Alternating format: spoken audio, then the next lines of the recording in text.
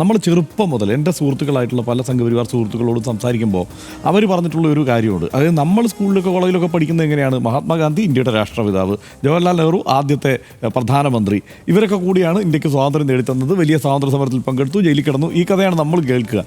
പക്ഷേ ഇവർ ചെറുപ്പം മുതൽ കേൾക്കുന്ന കഥ വേറെയാണ്. അവരുടെ കഥ എന്താണ്? ജവഹർലാൽ നെഹ്റുവിന് വേണ്ടി മഹാത്മാഗാന്ധി ഇന്ത്യയെ രണ്ടാക്കി. സീരിയസ് ആയിട്ട് ഇതാണ് കഥ. അപ്പോൾ ആ സ്റ്റോറിക്ക് അനുസരിച്ചാണ് ഇവർ മൊത്തം കാര്യങ്ങളും കെട്ടിപ്പടുത്തിട്ടുള്ളത്. പക്ഷേ യഥാർത്ഥത്തിൽ അങ്ങനെയല്ല സംഭവിച്ചിട്ടുള്ളത് എന്നുള്ളതാണ്. ഈ നറേറ്റീവ് യഥാർത്ഥത്തിൽ സ്വാതന്ത്ര്യാനന്തരം ഉണ്ടാക്കിയെടുത്ത ഒരു സംഗതിയാണ്. പക്ഷേ സംഭവിച്ചിട്ടുള്ളത് അങ്ങനെയാണോ? 1937 ഹിന്ദു മഹാസഭയുടെ സമ്മേളനത്തിൽ വെച്ച് സവർക്കർ ഈ ദ്വിരാഷ്ട്ര സങ്കല്പത്തിനുള്ള ഒരാശയം വയ്ക്കുന്നുണ്ട്. അതായത് ദ്വിരാഷ്ട്രം വേണമെന്നുള്ള ആവശ്യമല്ല കേട്ടോ, ആവശ്യമല്ല, ആശയം മുന്നോട്ട് വയ്ക്കുന്നുണ്ട്. ആവശ്യം ഉന്നയിച്ചത് ജിന്നയാണ്. അത് 40-ലാണ് ആവശ്യം ഉന്നയിക്കുന്നത്, 1940-ൽ.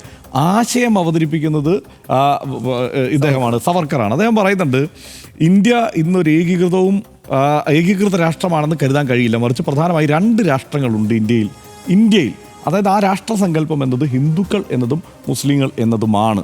അതിൽ മുസ്ലിങ്ങളെയാണ് പിന്നെ കുറ്റം പറയുന്നത്. കാരണം മുസ്ലിങ്ങൾക്ക് ഇതൊരു രാഷ്ട്രം എന്നുള്ള നിലയ്ക്ക് അവർക്ക് കരുതാൻ കഴിയുന്നില്ല. പക്ഷേ ആ ആശയമുണ്ടല്ലോ, ഒരു രാഷ്ട്രസങ്കല്പം എന്ന ആശയം തന്നെ മുന്നോട്ട് വയ്ക്കുന്നത് 37-ലാണ്.